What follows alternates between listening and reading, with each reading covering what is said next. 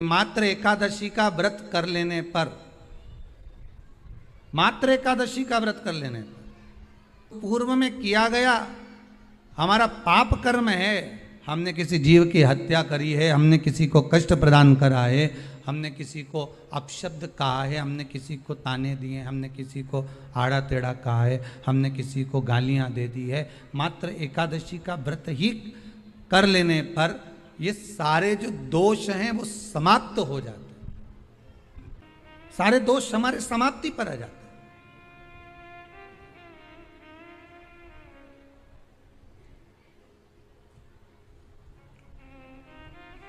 अब एक विचार करिएगा थोड़ा सा अपने मन में, अपने चित्त में, अपनी वृत्ति में एक बात उतारिएगा, एक अपने मन में एक बात को उतार कर रखिएगा कि आप अपने पाप को, अपने पाप कर्म को जिस दिन छिन्न करने वाले हो, समाप्त करने वाले हो, अपने पाप को आप जिस दिन समाप्ति पर लेकर जा रहे हो, तो उसके एक दिन पहले आपको प्रसन्नता होना चाहिए कि नहीं होना चाहिए कि कल मेरा पाप कटने वाला है, कल मेरा पाप समाप्त होने वाला है, जो मैंने पाप कर्म करा है वो समाप्त होगा, जो मैंने पाप कर्म करा है वो कल समाप्त हो जाएगा। तो एक दिन पहले आपके चेहरे पर प्रसन्नता हो कि ना हो?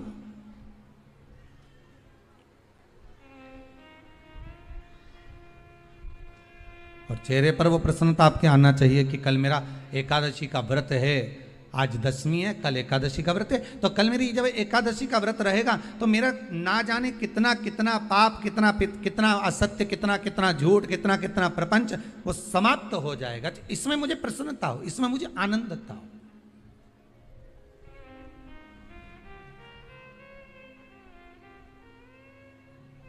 तो क्या कहा गया कि प्रयास करिएगा कि एकादशी के दिन कोई वृक्ष की, कोई डाली की, कोई कोपल की कोई पत्ती ना तोड़ी जाए। क्यों? तो कहा अगर उस पत्ती को हम तोड़ देते हैं, वृक्ष की पत्ती को या क्यारे में लगी हुई कोई डाली की पत्ती को हम तोड़ देते हैं, तो एकादशी का पुण्य फल प्राप्त नहीं होता, एकादशी का कोई फल हमारे खाते में नहीं जाता, पुण्य फल प्राप्त। अब फिर भले तुम चाहे तुमने मोरधन खाया हो, चाहे तुमने फिर चिप्स खाई हो, चाहे तुमने फिर व्रत का कितना ही सामान खा गए हो और तुमने सोचा कि आज मेरी एकादशी है, तो फिर उसका कोई फल प्राप्त नहीं है, उसका कोई सुख प्राप्त नहीं है आपको, फिर उसका कोई आनंद प्राप्त नहीं है आपको, फिर उसमें कोई आनंद की अनुभूति आपको नहीं मिल रही है। आप जितने भी लोग शिव महापुराण की कथा को श्रवण कर रहे हैं, चाहे पंडाल में बैठकर सुन रहे हो, चाहे आस्था चैनल पर, चाहे फेसबुक यूट्यूब पर कथा सुन रहे हो, आपके मन में अगर विश्वास रखकर कथा श्रवण कर रहे हो तो ये निश्चित है कि शिव विश्वास के रूप में आपका कार्य करेंगे।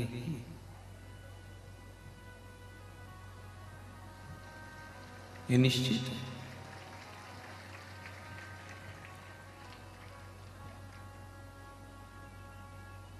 शिव के मंदिर, शिवालय में पहले तो एक बात अच्छे से जान लो कि शंकर का मंदिर नहीं होता, शिवालय होता है। क्या होता है? शिवालय।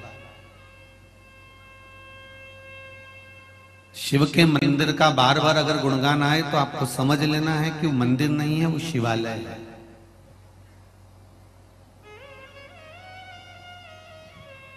मंदिर और शिवालय में अंतर होता है। मंदिर में जो भगवान बैठते हैं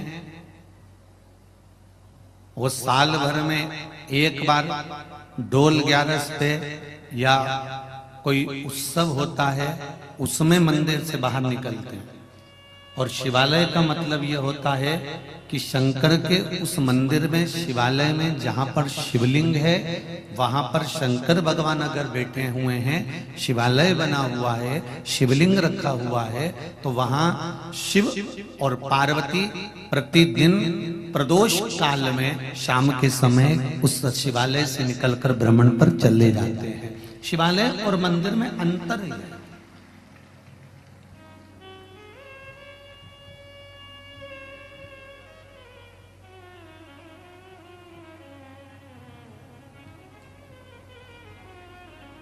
मंदिर और शिवालय में एक अंतर और भारी है। मंदिर का मतलब होता है मन के अंतर्गत परमात्मा की मूर्ति को स्थापित कर लेना।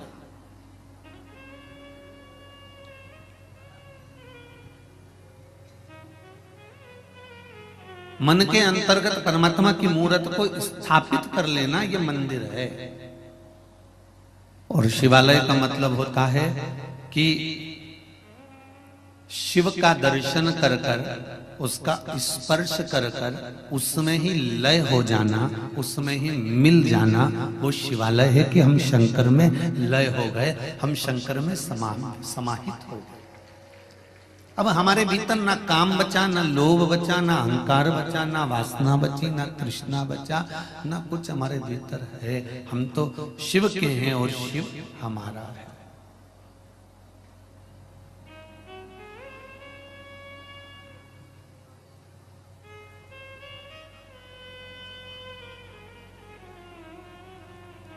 पर 5 कर्मेंद्री, 5 ज्ञानेंद्री और एक मन,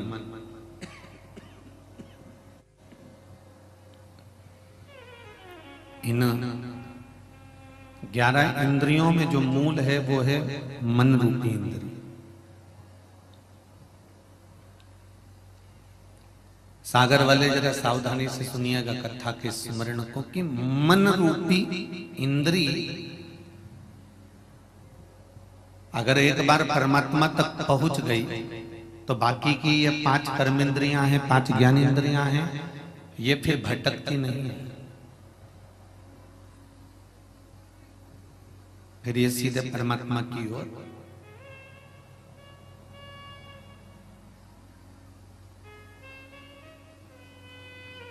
एक भागवत जी में एक भजन आता है उद्धव जी महाराज का।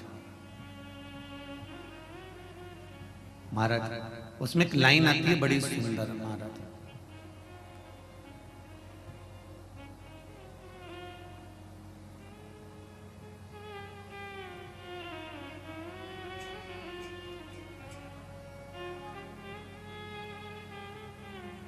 जिनके हृदय में श्याम समाये, वो नजर फिर भटकती नहीं है। एक लाइन है उसमें कि जिनके भीतर परमात्मा समाहित हो जाता है, जिनके नैनों में भगवान समा जाता है, फिर वो नजर, फिर वो हृदय भटकता नहीं। मन परमात्मा में लग गया तो नेत्र नहीं भटके।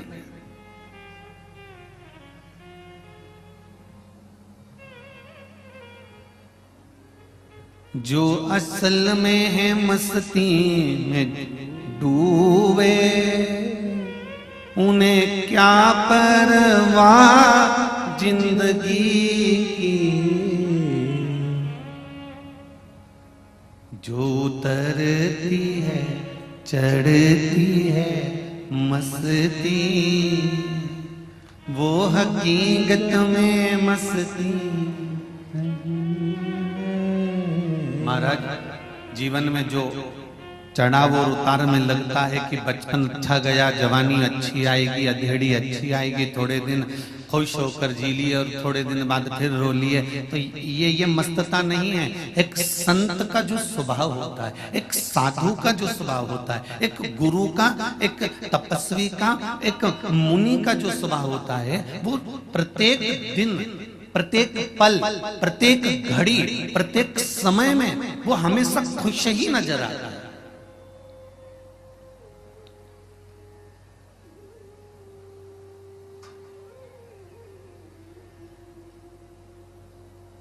उसमें उसको प्रसन्नता नजर आती है, उसके पास में उसको सुख, बस वो उसका एक सुख है कि मुझे परमात्मा ने जो दिया है वो कम ना दिया है, मुझे जो सुख मिला है वो कम ना मिला है, मुझे जो आनंद मिला है वो कम ना मिला है, जो मिला वो बहुता में मिला है।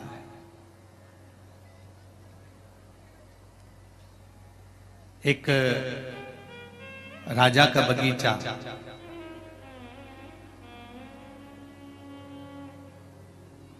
और राजा के बगीचे में बहुत सारे फल लगे। रोज राजा आता था तो माली उनको फल टोकनी में भरकर दे देता था। आज राजा नहीं आया तो माली ने सोचा कि फल लेकर मैं ही चले जाता। माली ने टोकनी में जो अच्छे फल थे, जो माली को अच्छे लग रहे थे, उसने वो भर लिए और भरकर ले जाकर राजा के चरणों में रख दिया। महाराज, आज ये बगीचे के फल। राजा माली से फल की टोकनी लेकर साइड में रख लिया, नृत्य देखता रहा और उस फल में से उठा उठाकर माली को फल मारता रहा।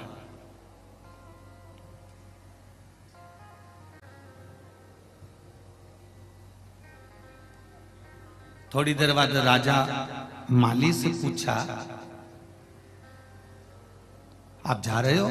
हाँ। कुछ बोलोगे नहीं? माली ने कहा, मुझे बोलना तो केवल मेरे भोलेनाथ जी से है कि उन्होंने मेरी बुद्धि अच्छी रखी और आज जो मैं फल लेकर आया उस फल में मैं अंगूर लेकर आया, नारियल लेकर नहीं आया। ये शिव ने मेरे ऊपर कृपा करी, ये मेरे भोलेनाथ ने मेरे ऊपर कृपा करी कि फल में मैं अंगूर लाया और आप मुझे अंगूर उठा उठा कर मारते रहे। अगर मैं नारियल लेकर आ जाता, श्रीफल लेकर आ जाता और आप मुझे वो फेंक कर मारते तो शायद मेरा सिर ही फट जाता, इतने नारियल अगर मुझ पर पड़ते। जीवन में अगर दुख आ रहा है, जीवन में अगर दुख आ रहा है और वो दुख धीरे धीरे कर कर अगर कट रहा है, वो दुख धीरे धीरे कर कर समाप्त हो रहा है, तो आप परमात्मा को धन्यवाद देना चालू करना कि तेरी कृपा से यह हुआ है जो मेरा दुख धीरे धीरे कट रहा है और मालूम नहीं पड़ रहा। प्रतिदिन भगवान से कहते रहा करो कि भगवान मुझे दुख देना तो एक साथ मत देना, मुझे कष्ट देना तो एक साथ मत देना। जैसे मेरी माँ रोटी बनाती है तो आटे में थोड़ा सा नमक डाल लेती है, अगर मुट्ठी भरकर नमक डालेगी, ढेर सारा नमक डालेगी तो वो रोटी खारी हो जाएगी, ना उसे गाय खाएगी ना उसे स्वान खाएगा, वो रोटी कोई नहीं खाएगा, फिर वो रोटी पड़ी रहेगी। उसी तरह भगवान से कहना, भोलेनाथ अगर मेरी किस्मत में, क्योंकि कर्म का भोग तो मनुष्य को भोगना पड़ेगा, मानव का शरीर तो भोगना तो पड़ेगा, जो पूर्व में कर्म कर कर आए हो उसका भोग भोगना तो पड़ता ही है। माता सीता ने एक चिड़िया को कैद में रखा तो माता जानकी को कैद में रहना पड़ा। कश्यप बाबा ने वरुण देवता की गाय को ले जाकर अपने कक्ष में बांध लिया था, यज्ञशाला में बांध लिया था और गाय के बछड़े रोते रहे तो वरुण देव ने कश्यप बाबा को भी श्राप दे दिया था कि तुम्हें मृत्यु लोक में जाकर, जैसे मेरे गाय के बछड़े अपनी मां के लिए रो रहे हैं, तुम पृथ्वी पर जाओगे और वसुदेव बनोगे और तुमको तुम्हारी औलाद के लिए रोना पड़ेगा। तो ये तो कर्म का दंड है जो मनुष्य को भोगना। आए हो तो भोगना तो पड़ेगा, पर परमात्मा से कहते जाओ, परमात्मा से बोलते जाओ कि हे परमात्मा इतनी कृपा करना, जैसे आटे में नमक डाला जाता है और रोटी में स्वाद आता है, उसी तरह हमारी जिंदगी में दुख तो बहुत आएंगे, क्योंकि हमने पूर्व में क्या करा हमको क्या मालूम है, हम क्या क्या कर्म कर कर आए ये हमें ज्ञात थोड़ी ना है। इसलिए परमात्मा एक काम करना, अगर दुख देना तो एक साथ मत देना, तकलीफ देना तो एक साथ मत देना, कष्ट देना तो एक साथ मत देना, आटे में नमक के बराबर थोड़ा थोड़ा दुख डाल डाल कर देते जाना, तो हम उसको झेलते जाएंगे, हम उसे झेल कर समाप्त करते जाएंगे। और तू अगर एक साथ दे देगा तो हमसे झेला नहीं जाएगा।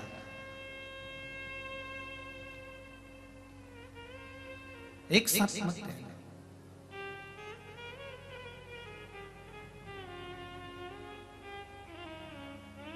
महाराज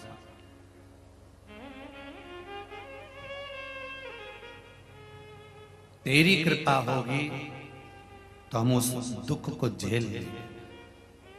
और जितने लोग इस कथा को सुन रहे हैं आस्था चैनल पर, फेसबुक, यूट्यूब पर, और जितने इस पावन 1, 2, 3 और 4 पंडाल में बैठकर आप लोग जो कथा का रसपान ग्रहण कर रहे हैं, बड़े ध्यान से सुनना कि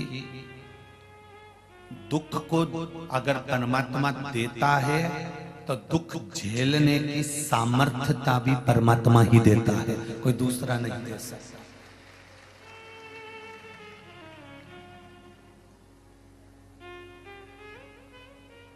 एक कैंसर के मरीज को देखना,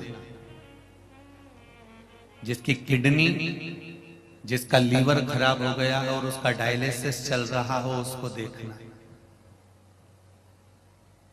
उसका पूरा शरीर, आधे से ज्यादा कैंसर मरीज का शरीर पूरा गल गया होता है। ऑपरेशन पर ऑपरेशन, ऑपरेशन पर ऑपरेशन होते रहते हैं और वो फिर भी श्वास लेता रहता है। बोलो सही है कि गलत है? किसी कैंसर के मरीज को देखो, फिर भी श्वास ले रहा है। जिसकी लीवर किडनी गड़बड़ हो गई हो, डायलिसिस चल रहा हो, शरीर बेकार हो गया, पानी भी पिएगा तो नाप कर पिएगा, भोजन भी करेगा तो तोल कर करेगा कि इतना ही खाना है, इससे ज्यादा नहीं। पानी भी पीना है तो इतना पीना है, इससे ज्यादा नहीं। इतना ही भोजन ग्रहण करना है, इतना ही पानी पीना है, ये फल नहीं खाना, ये चीज मत खाना, लौकी की सब्जी खाना बिना उसको बगरे हुए, बड़ी साधारण सी जिंदगी, फिर भी श्वास चल रही है।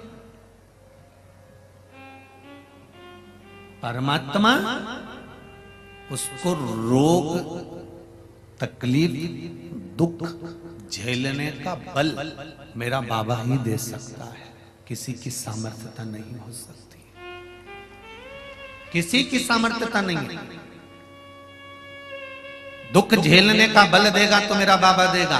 किसी के घर में अगर बेटियों का जन्म हो जाता है, किसी के घर में एक बेटी हो गई, दो बेटी हो गई, तीन बेटी हो गई, चार बेटी हो गई, तो माता पिता को दुख नहीं करना चाहिए कि इनको पढ़ाएगा कौन, इनका पालन कौन करेगा, इनका विद्याध्ययन कौन कराएगा, इनका विवाह कौन कराएगा, इनको पढ़ाएगा कौन, इनको आगे कौन बढ़ाएगा, इनको निभाएगा कौन। अगर तुम्हारे घर में बेटियों का जन्म हुआ है तो एक बात का स्मरण हमेशा रखना कि परमात्मा जिसके घर में बेटी देता है तो उस बाप के भाग्य को भी खोल ही देता है। अगर बेटी का जन्म हुआ है तो पिता के भाग्य को खोल देता है। तीन के भाग्य का धन हर व्यक्ति को मिलता है। पहला बेटी के भाग्य का, दूसरा गौमाता के भाग्य का, तीसरा संत ब्राह्मण के भाग्य का। अगर बेटी ने जन्म लिया है तो पिता, जब बेटी विवाह के लायक हो जाएगी, जब बेटी का विवाह, मंगल विवाह का समय आ जाएगा, जब बेटी के विवाह का समय आ जाएगा तो ये निश्चित है कि पिता के पास कहीं से भी धन आएगा और बेटी का विवाह सोचा नहीं होगा, उससे दुगना होगा और अच्छा होगा। ये शिव की कृपा होती है। रोते तो हमें, बेटी ने जन्म ले लिया, बेटी ने जन्म ले लिया, क्या होगा और क्या। और मेरा बेटियों से भी निवेदन है,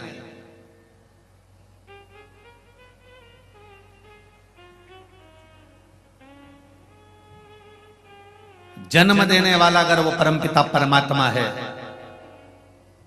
तो तुम्हें निभाने वाला भी परमपिता परमात्मा ही होगा, कोई दूसरा नहीं।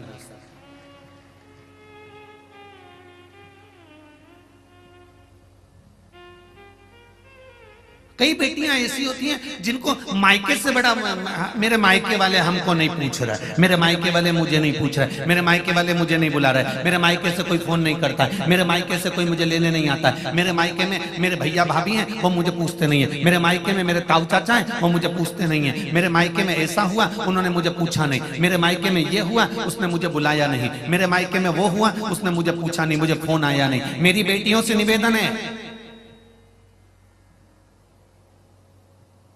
जितनी तुम्हें मायके से आस रहती है कि मायके वाले तुम्हें पूछें, तुम्हें मायके वाले बुलाएं, तुम्हें मायके वाले हम बुलाते रहें, तो शंकर भगवान की कथा का स्मरण करना।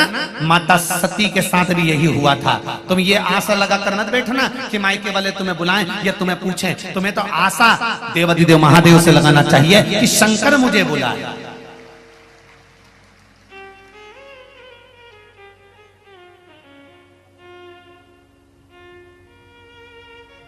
दुनिया वालों से अगर आस लगाओगे तो आस टूटेगी, पर महादेव से आस लगाओगे तो वो जिंदगी में कभी नहीं टूटेगी और महादेव उसको निभाएगा जरूर, ये निश्चित है। आस अगर परमात्मा से लगाई जाए तो वो निभती है, आस अगर संसार से लगाई जाए तो वो टूटती है।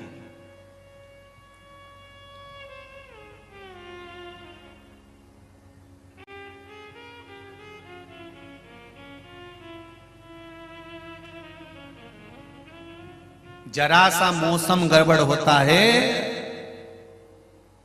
और मोबाइल काम करना बंद कर देता है। बोलो री जी जी सही है गलत है? अरे बोलो तो रे सही है। जरा सा मौसम गड़बड़ हुआ और नेटवर्क नहीं मिलता, फोन नहीं लगता, मौसम गड़बड़ हुआ और नेटवर्क मिलना बंद हो गया, फोन लगना बंद हो गया, आप बेचैन हो गए, फोन क्यों नहीं लग रहा, मैं इनको कब से लगा रही हूँ, मैं इनसे बात करना चाहती हूँ, ये मेरा फोन क्यों नहीं उठा रहा है, मैं इतना फोन लगा रही हूँ, फोन नहीं उठा रहा है। जरा सा नेटवर्क गड़बड़ हुआ और फोन नहीं लगा। उसी तरह ये मन का नेटवर्क भी जब गड़बड़ हो जाता है, अहंकार में, अभिमान में, लोभ में, वासना में, तृष्णा में, जब इसका नेटवर्क मौसम गड़बड़ कर देता है, अहंकार इसका नेटवर्क गड़बड़ कर देता है, तो ये मन भी परमात्मा से बात नहीं कर पाता, फिर इसका भी मौसम गड़बड़ हो गया, फिर ये भी नहीं लग पाता।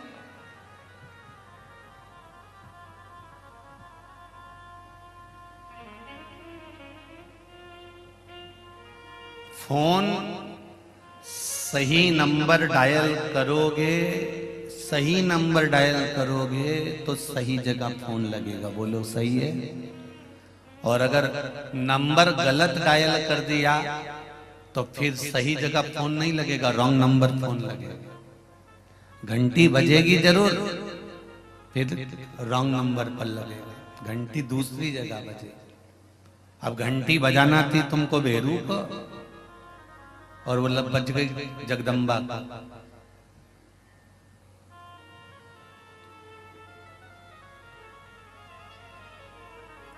नंबर सही डायल करोगे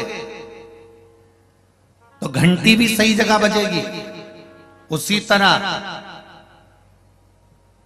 मंदिर में जाकर, कथा में जाकर इस मन के नंबर को परमात्मा के नंबर से श्री शिवाय नमस्तुभ्यम जब नंबर सही डायल करोगे तो ये निश्चित है घंटी भी मेरे देवाधिदेव महादेव की वहीं बजेगी कि मुझे बुलाया है।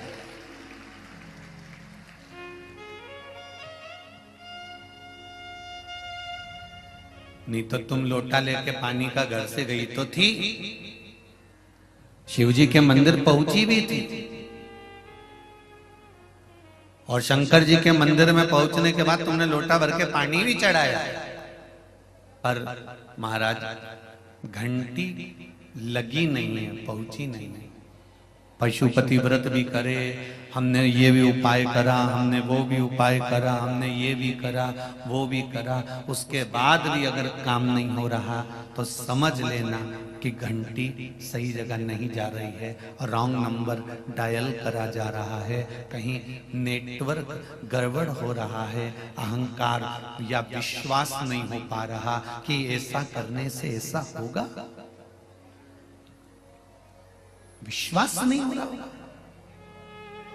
भरोसा नहीं हो रहा होगा।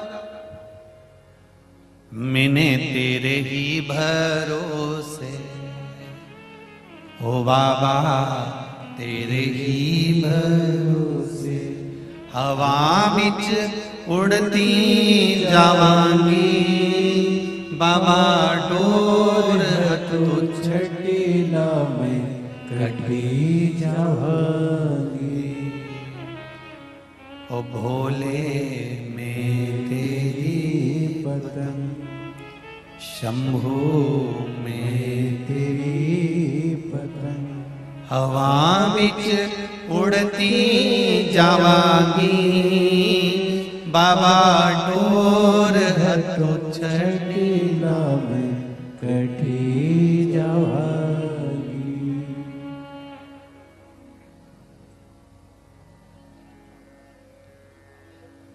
भगवान इस मन के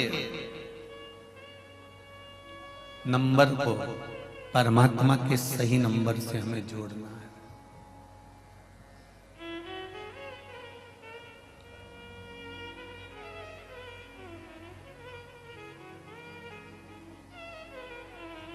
सही नंबर से जोड़ना।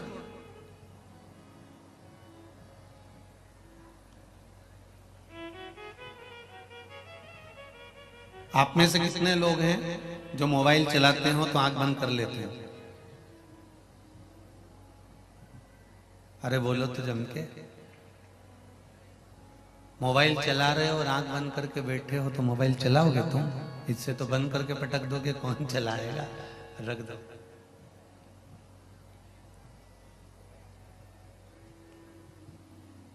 मोबाइल चलाते समय दृष्टि भी, जम के बोलो जरा, मोबाइल पर होना चाहिए। एक एक शब्द जो तुम टाइप कर रहे हो ना, मोबाइल पर चैटिंग कर रहे हो, एक एक शब्द पर तुम्हारा ध्यान होना चाहिए कि क्या लिख रहे हो। काका जी कैसे हो? लिखते लिखते एक मात्रा भी, एक शब्द भी गड़बड़ हो गया, लिख रहे थे क्या कर रहे हो, और एक शब्द भी गड़बड़ हो गया तो लिखा जाए कहां मर रहे हो, शब्द का गड़बड़ हो जाए।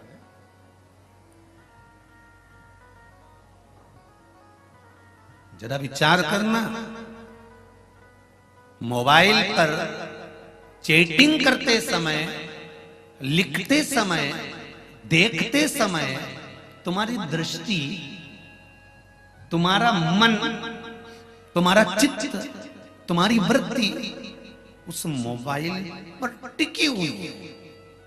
फिर मम्मी आवाज लगा रही है, ले चाय पी ले, आ रहा हूं 2 मिनट बस, आ ही रहा हूं। जब तक तुम्हारा मैसेज पूरा नहीं हो जाता तुम वहां से उठ के जाते ही नहीं। चैटिंग पूरी होना चाहिए।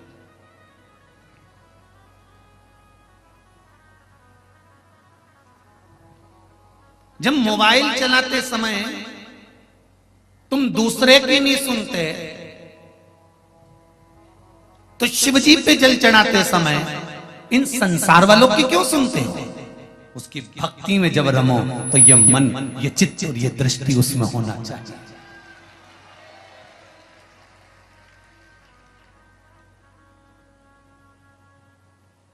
दिल तुमसे लगा बैठे जो होगा देखा जाएगा, तुम्हें अपना बना बैठे जो होगा देखा जाएगा। आज कोरियर द्वारा 2 पत्र आए हैं।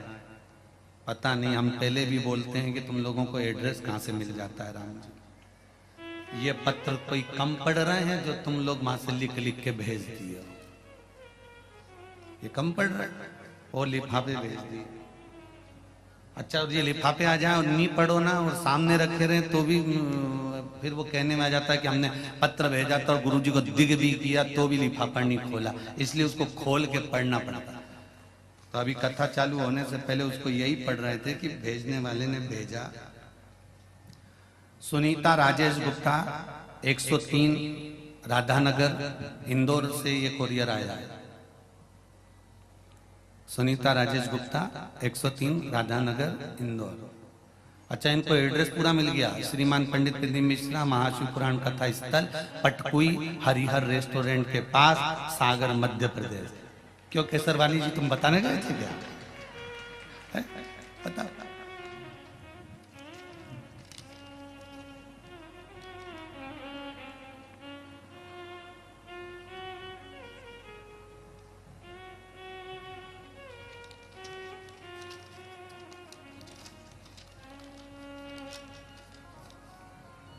सुनीता राजेश जी गुप्ता, आप अगर कथा सुन रहे हैं तो आपका पत्र प्राप्त हुआ है। मेरी छोटी बेटी अमेरिका से एमएस कर रही है। कई कंपनी में इंटरव्यू दे चुकी थी पर सफलता प्राप्त नहीं हुई। फिर एक बड़ी कंपनी का इंटरव्यू कॉल आया। मैं उसे शिव पुराण के बारे में बताती रहती थी। आप मेरे लिए एक प्रार्थना करो। गुरुदेव, जो उपाय शहद और बेलपत्र वाला उपाय बच्चे को करने वाला मैंने अपनी कामना कर कर बेटी के लिए स्वयं किया। गुरुदेव बाबा की ऐसी कृपा हुई कि वो शहद और बेलपत्र का उपाय मेरी बेटी को 190 बच्चे में से सबसे ज्यादा पैकेज पर मेरी बेटी को नौकरी मिल गई। अब लोग कहते हैं कि बेलपत्री पर शहद लगाने से कौन सा लाभ मिलता है, उनको यह पत्र भेज देना ले जाके एक बार अच्छे से। दूसरा, मेरी बड़ी बेटी शिवानी जिसका जन्म महाशिवरात्रि का है, बाबा की पुत्री है जो कि अमेरिका में कार्यरत है। उसने मुझे कहा मुझे जॉब बदलना है। मैंने पशुपतिनाथ के व्रत और हैदराबाद वाली कथा इसी कामना से सुनी। टीवी के सामने बैठकर हैदराबाद की कथा मैंने इसी कामना से सुनी, बाबा की ऐसी कृपा बरस जाए। और बाबा की कृपा से दुनिया की सबसे बड़ी कंपनी फेसबुक का एक कठिन इंटरव्यू मेरी बेटी ने निकाल लिया। मैं क्या बखान करूं बाबा का, और उसकी भी जॉब दूसरी कंपनी में लग गई। ये शिव की कृपा, ये शिव की उदारता। एक पत्र और आया है, वो भी लिफाफा देख लो, नहीं तो बाद में कहेंगे कि हमारा लिफाफा नहीं खोला।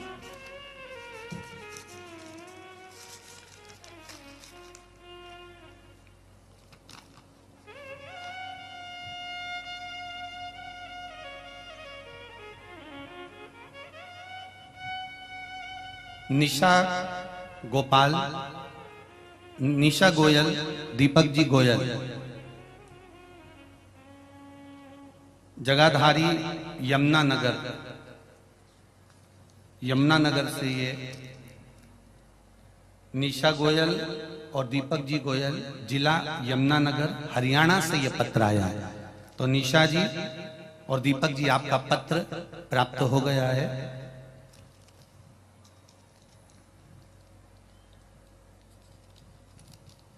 हमने पहली कथा रुद्राक्ष महोत्सव की दिल से सुनी थी, तब से हमने आपसे जुड़ गए थे। गुरुदेव, मेरे पति 12 महीने सोमवार का व्रत करते हैं। उन्हें जब पहली बार व्रत में बेलपत्र चढ़ाने का महत्व मैंने बताया, तभी मेरे पति ने शहद वाला प्रयोग कर कर बेलपत्र का प्रयोग करा। और एक सर्विस को जो ढूंढ रहे थे, नौकरी को जो ढूंढ रहे थे, और बाबा की कृपा से उनकी सरकारी नौकरी डाक विभाग में लग गई। ये शिव जी को धन्यवाद देने के लिए पत्र लिखा है। ये सबसे पहला पत्र हम आपको भेज रहे हैं। बाबा की कृपा,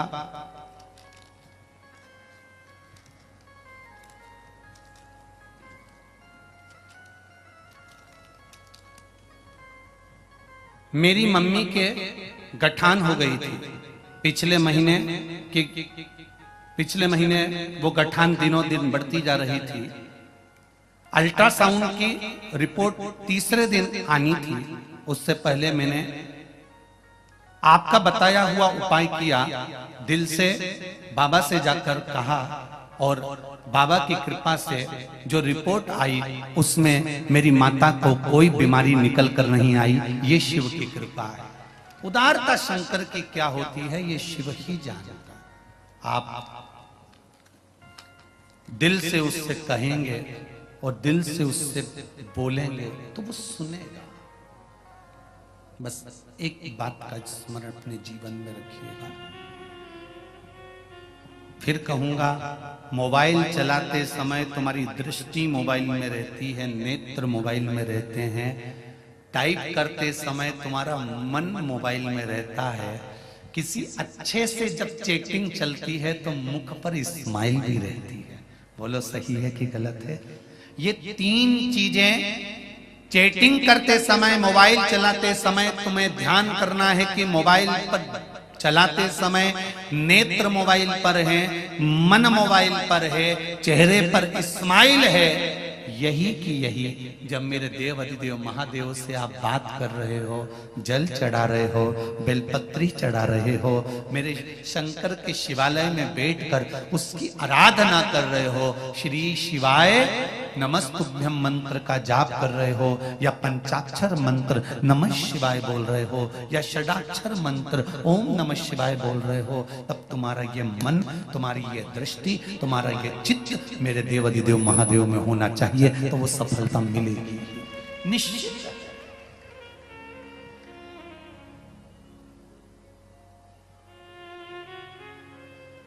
कुछ बोलना चाहते हो? थोड़ी बाद में, जब कथा आधे घंटे की रह जाएगी तब हम मौका देंगे, ठीक है? चित्त वृत्ति को, मन को जोड़,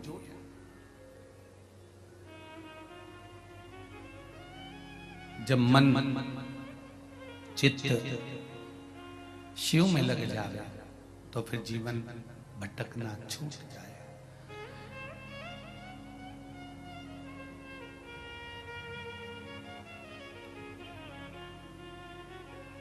जो असल में है मस्ती में डूबे, उन्हें क्या परवाह जिंदगी की, जो उतरती है चढ़ती है मस्ती, वो हकीकत में मस्ती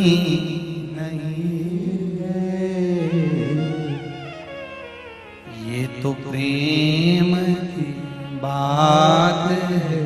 ओधो बंदगी तेरे बस की नहीं। आप मन चित्त परमात्मा में लगाओ तो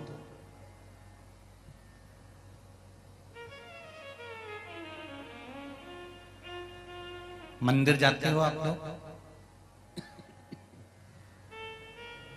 घंटी बजाते हो मंदिर में, बोलते जाओ जरा सागर वालों, ठीक है? काय के लिए बजाते हो? मंदिर में जाके घंटी क्यों बजाई जाती है? भगवान को बताने के लिए कि आ गए हैं। अच्छा, वारी जिज्जियों गजब। परमात्मा को बताने के लिए कि हम आ गए, यही बोला है ना? ठीक है।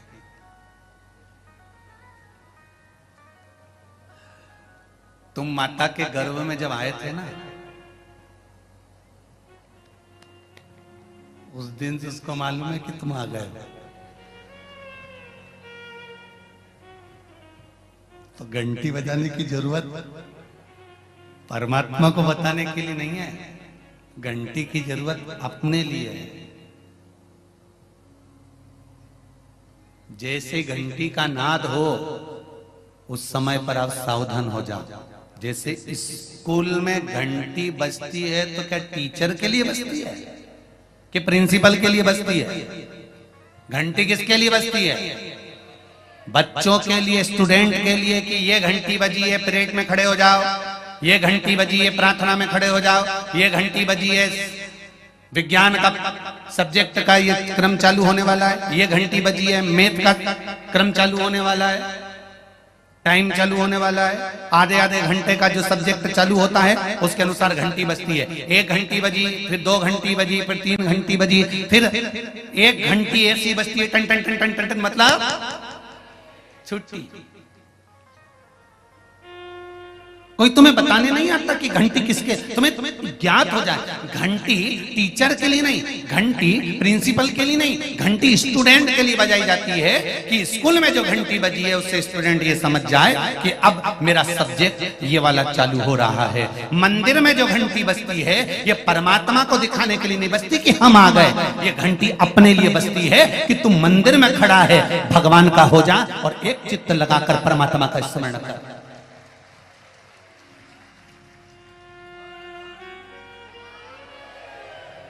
ये घंटी अपने लिए बजी है कि हम परमात्मा के दरवाजे पर आए हैं और परमात्मा में हमारा चित्त लगाना है। जिज्जियों अच्छे से सुन लेना, घंटी बजाकर हमें भगवान से नहीं कहना कि हम आ गए हैं। ये कोई घर थोड़ी ना है। भगवान को तो माता के गर्भ में जब हम आ गए थे, उस समय से माता के गर्भ में जब हम पहुंचे थे, उस समय से परमात्मा को मालूम है कि तू संसार में जन्म लेने वाला है। और देखो, तुम साहूकार बनोगे कि चोर बनोगे, ये भी उसको मालूम है।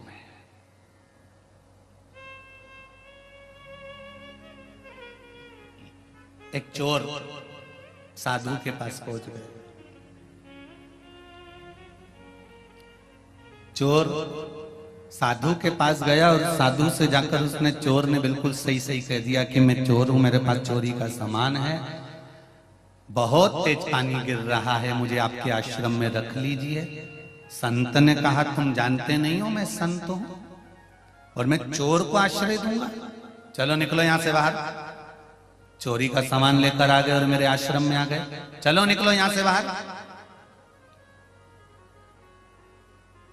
बरसते हुए पानी में, कड़कड़ाती बिजली में, भयंकर ओलावृष्टि में संत उसका हाथ पकड़कर उसको बाहर निकालने लगा।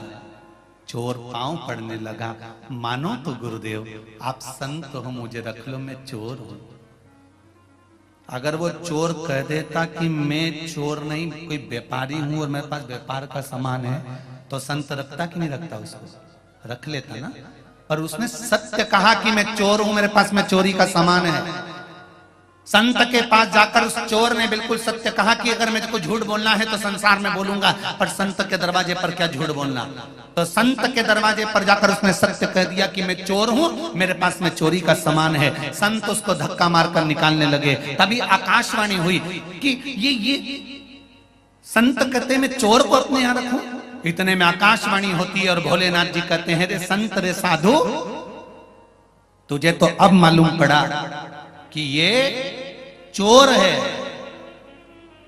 मुझे तो इसके जन्म पर मालूम था कि ये चोर बनेगा, तुझे अब मालूम पड़ा तो तूने अपनी कुटिया से, अपने आश्रम से निकाल दिया। मुझे इसके जन्म पर मालूम था कि ये चोर बनेगा, तो भी तो मैंने अपने मृत्यु लोक में इसको रखा, संसार में रखा, क्योंकि मुझे मालूम है ये चोर बनेगा, तो भी मैं इसको रख रहा हूं, क्योंकि है तो मेरा ही, है तो मेरा। हम परमात्मा को घंटी बजाकर ये ना जताएं कि हम तुम्हारे यहाँ आए हैं, तो भगवान भी कहेगा तो एहसान करने आए, लोटा भर के पानी चढ़ाने आए। हमें भगवान को बताने के लिए घंटी नहीं बजाना है, हमको अपने मन की एकाग्रता के लिए, मन के केंद्र के लिए, मन की स्थिरता के लिए जब घंटी बजाई जाती है, घंटी के नीचे खड़े होकर घंटी को बजाया जाता है। जब उसकी ध्वनि निकलती है तो उससे श्रवण शक्ति से एकाग्रता का भाव जागृत होता है और परमात्मा के सामने हम खड़े होते हैं। तभी इस मन को केंद्रित करने का एक फल हमारे सम्मुख में होता है। हमें मन को केंद्रित करना है।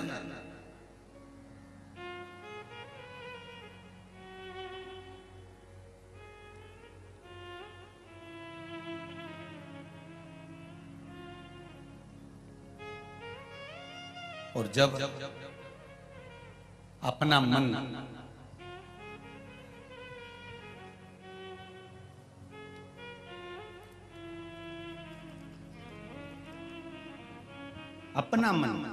जब परमात्मा की भक्ति में केंद्रित होता है, तब जीवन का सुख प्राप्त होता है।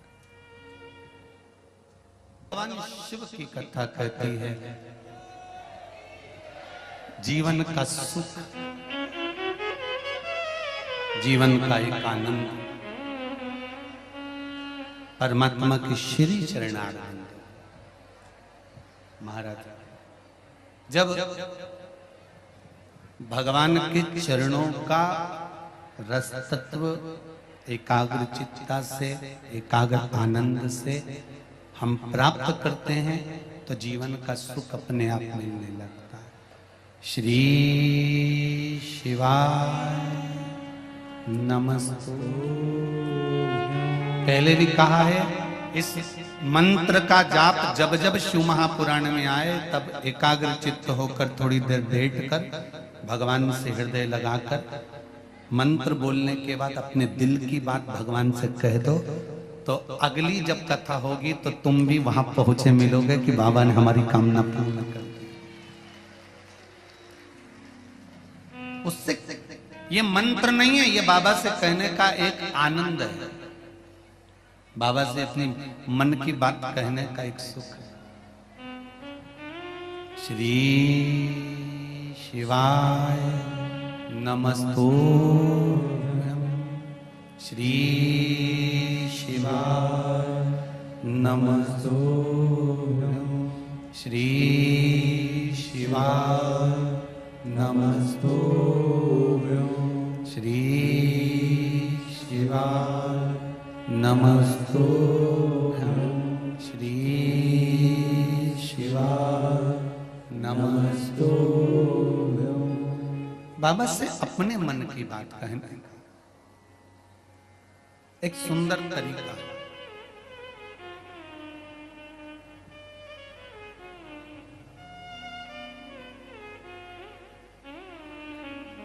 इस मंत्र का बल,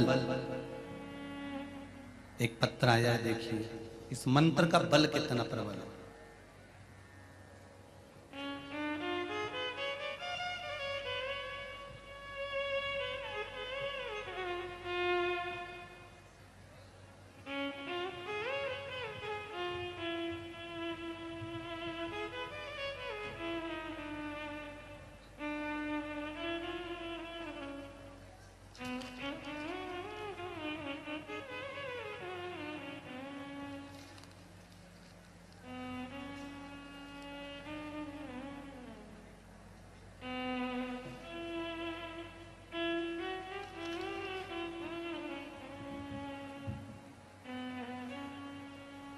मीरा श्रीवास्तव नहीं, मीरा श्रीवास ग्वालियर से आई हैं, कहीं बैठी हैं, हाथ हिलाएंगे। हर हर महादेव।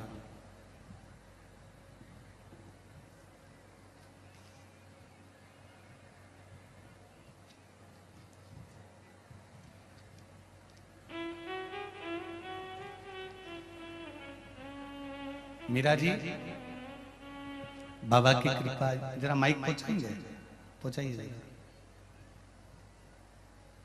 वो ग्वालियर वाली बहन जी को जल्दी पहुंचाओ।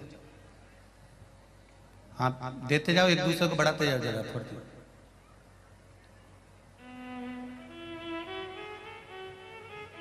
मीरा जी श्रीवास ग्वालियर से हैं। ब्रेन ट्यूमर हो गया था, कुछ ही दिनों में वह इतना बढ़ गया कि मेरे स्कूल के स्टाफ वाले भी मुझ पर हंसते थे। हाँ जी, कहाँ से आई हैं दीदी? ग्वालियर से। श्री शिवाय नमस्तुभ्यम, श्री शिवाय नमस्तुभ्यम। आप ग्वालियर की रहने वाली हैं? क्या बोले? ग्वालियर से रहने वाली हैं? ग्वालियर से है, डीडी नगर में रहती है। डीडी नगर में रहते हैं। क्या नाम है दीदी आपका? मीरा श्रीवास। मीरा श्रीवास। आपने इसमें लिखा है, सबसे पहले तो अपने पत्र के ऊपर ही लिख दिया, 2 दिन में ब्रेन ट्यूमर का इलाज बाबा के पास। जी गुरुदास। ये शंकर भगवान बड़ी कृपा करे हैं और आपके चेहरे की स्माइल और प्रसन्नता भी बताती है। क्या प्रॉब्लम हो गया था? पता नहीं, यहाँ पे गुरुजी बहुत बड़ा फोड़ा सा हो गया था जी, तो जी, सब लोग मुझे देख के हंसते थे जी। लेकिन मैंने घर पे आए तो मेरे बेटा बहू बोलने लगे कि श्री शिवाय नमस्तुभ्यं का जाप करो, उससे ही आपको बोले बाबा ठीक कर दे जी। तो बस मैंने श्री शिवाय नमस्तुभ्यं का जाप किया, बस उसी से दिन पे दिन ठीक हो ही गए। अब ठीक है? बिल्कुल बिल्कुल ठीक है, मैं ठोकती रहती हूँ। सिर ठोक के बताओ जरा एक बार। सिर ठोक लिया? हाँ, इसे ठोक लिया। अब तो तकलीफ नहीं है? नहीं, बस तो ब्रेन ट्यूमर गया, बाबा था ना, ऑपरेशन उसने अंदर के अंदर कर दिया। हर हर। बैठ जाइए। श्री शिवाय नमस्तुभ्यम। बड़ा सुंदर भाव आपने व्यक्त करा। एक पत्र और है, अर्चना कन्नौजिया गोपालगंज सागर से हैं, कहीं बैठी हैं अर्चना जी? आप ही हैं? दोनों हाथ हिला दो एक बार। हर हर महादेव। शिवपुराण सुनने का अनुभव आपको बताएं तो मेरी बहन ने शिवपुराण कथा की लिंक मोबाइल पर भेजा, फिर टीवी पर आस्था चैनल पर देखना प्रारंभ किया। इसके पहले मैंने 4-5 महीने से बहुत तकलीफ में थी। मुझे बाय और सिस्ट ग्लैब्लेडर में पित्त शाप में स्टोन हो गया था।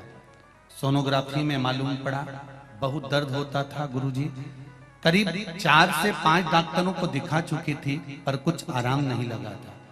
डॉक्टर्स बोलते थे आराम नहीं लग रहा है तो ऑपरेशन करा लीजिए। इसी बीच में कथा सुनी। लास्ट में एक डॉक्टर को दिखाया और दिखाने के बाद 3 बेलपत्र वाला प्रयोग और बाबा की कृपा से 3 दिन डॉक्टर की दवाई ली और बाबा शंकर भगवान पर 1 लोटा पानी चढ़ाना प्रारंभ किया। बेलपत्र लाकर शिव जी पे चढ़ी हुई खाना प्रारंभ करा। बाबा की कृपा से मेरा स्टोन बाहर निकल गया। अब मैं ठीक हूं। बैठो बहन। श्री शिवाय नमस्तुभ्यम। हर हर महादेव। बैठी। शिव कृपा इसी को कर।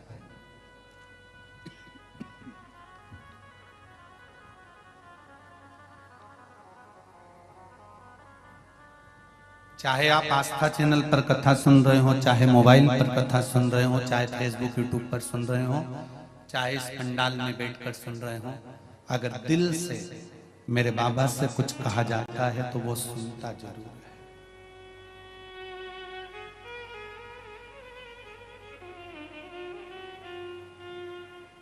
है। स्कूल की घंटी बच्चों के लिए बजाई जाती है कि समय पर वो ध्यान लगाकर पढ़े।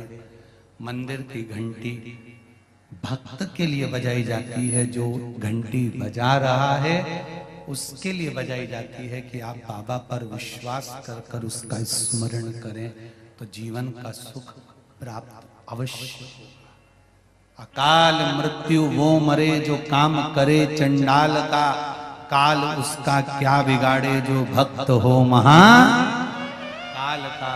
जो शिव का उपासक होता है उसको भय नहीं होता।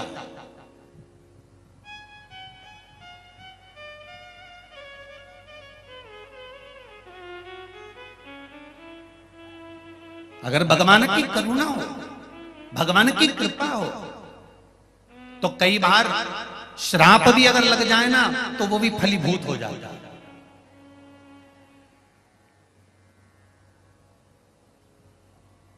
नल और नील को लगा क्या था? श्रापी तो था।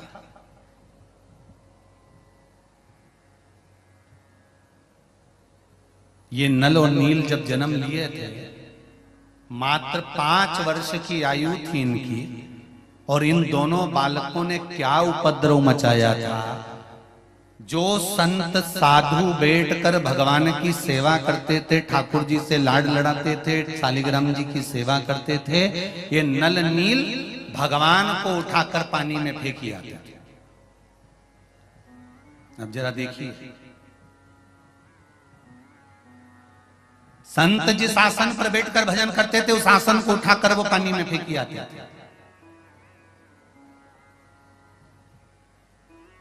अब आसन तो रोज बदला नहीं जा सकता ना।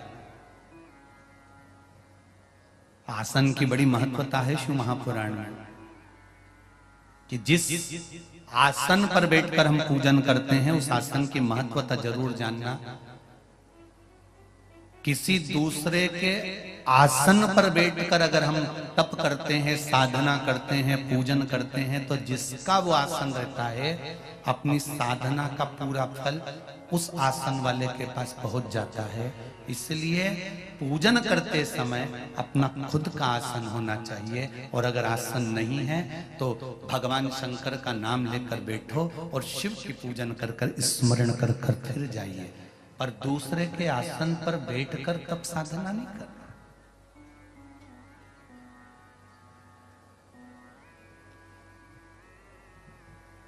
स्वयं का आसन रखिए।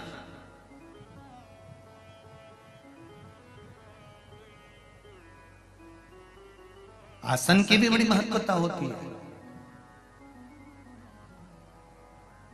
आसन जब बहुत ज्यादा गंदा हो जाता है, मैला कुचेला हो जाता है, तो माताएं उसको धो लेती हैं। वैसे तो आसन को हमेशा ऐसा रखना चाहिए कि वो गंदा ही ना हो, क्योंकि उसमें तप बल बड़ा प्रबल होता है। पहले की शिव महापुराण को उठाकर देखना, जो कुबेरेश्वर धाम से बाची हुई हैं पुरानी 2019 की, अगर वो निकाल कर आप सुनेंगे तो उसमें वर्णन किया था, हाथ की माला, आसन, दीपक जिसमें दिया लगाते हो, ये पुराने होते चले जाते हैं तो इनका तप कितना बढ़ते चले जाता है। मान लो अगर आसन गंदा भी हो गया और आप उसको धो रहे हो, तो वो धुला हुआ पानी वॉशरूम में फेंकना नहीं है, उस पानी को संभाल कर रखकर अपने घर के चारों तरफ उस पानी को या छत पर उसको छींट देना। क्यों? उसमें तुम्हारे पूजन का, साधना का, भजन का तपबल उस आसन में आ जाता है। ये जो संत लोग पहले के समय में जो हाथ में जल लेकर श्राप दे देते थे, ये किस चीज के लिए दे देते थे? क्या कमंडल में जो जल रखा रहता था उस जल में इतना बल बढ़ जाता था कि वो जल लेते से फेंक देते तो श्राप दे देते थे? नहीं, कमंडल के जल में वो बल नहीं होता था, मुनियों के, संतों के, साधुओं के आसन में वो बल होता था। उस पर तप साधना करते थे, और तप साधना का जब बल बढ़ जाता था तो जो वस्तु हाथ में जल की लेते थे, वो जल जब छींटते थे तो उस जल से श्रापित हो जाता था। ये आसन कोई साधारण होता है कि जब देखो जब बदल लो आसन को? मंदिर का दिया क्या साधारण होता है? जब देखो जब बदल लो मंदिर का दिया। गौमुखी और माला कोई साधारण होती है कि जब देखो जब बदल लिया?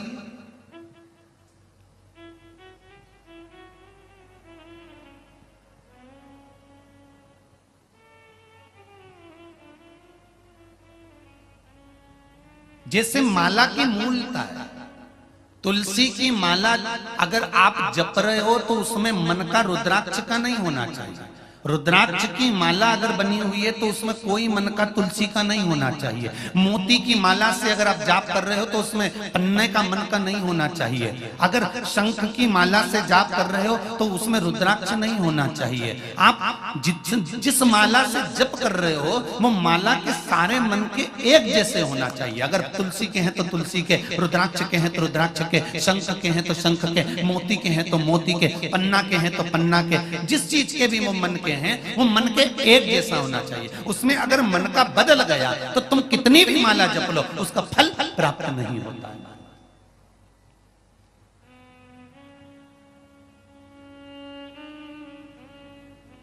एक जैसा मन का होना चाहिए, उसका फल 1000 गुना हमें प्राप्त हो जाएगा। और अगर कोई मन का तुमने फैशन डिजाइन में बदलवा लिया कि नहीं हमको तो इसमें तुलसी की माला में रुद्राक्ष की माला का मन का लगा दो, या रुद्राक्ष में मोती लगा दो, या मोती में तुम एक काम करो शंख लगा दो, या शंख की जगह तुम पन्ना लगा दो, पुखराज लगा दो, तो ये श्रेष्ठता नहीं करता हमारा।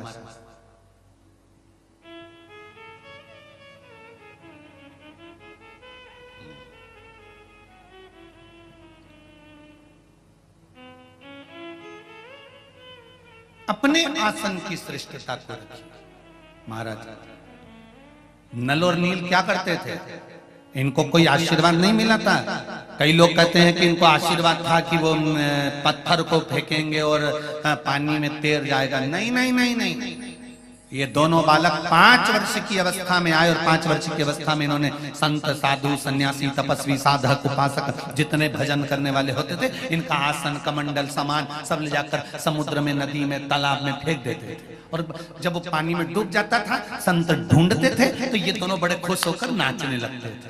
इनको बड़ी प्रसन्नता होती थी। ये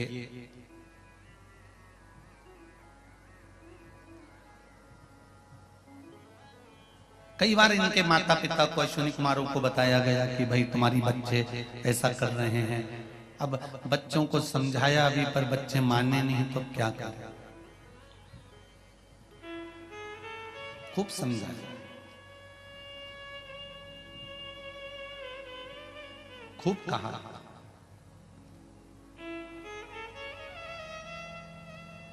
एक बार सारे ऋषि संत एक जगह एकत्रित हो गए और उनको गुस्सा आ गया। उन्होंने कहा इनका कोई ना कोई उपचार तो करना पड़ेगा, बच्चे हैं माना,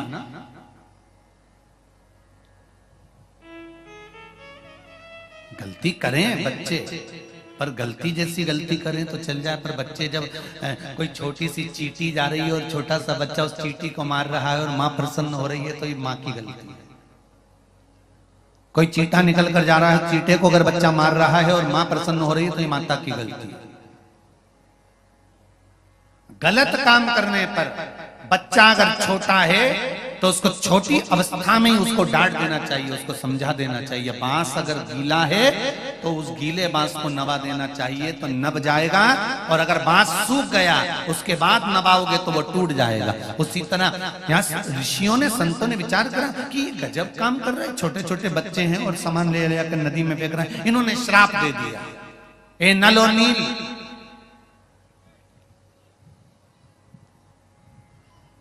हम तुम दोनों को श्राप देते हैं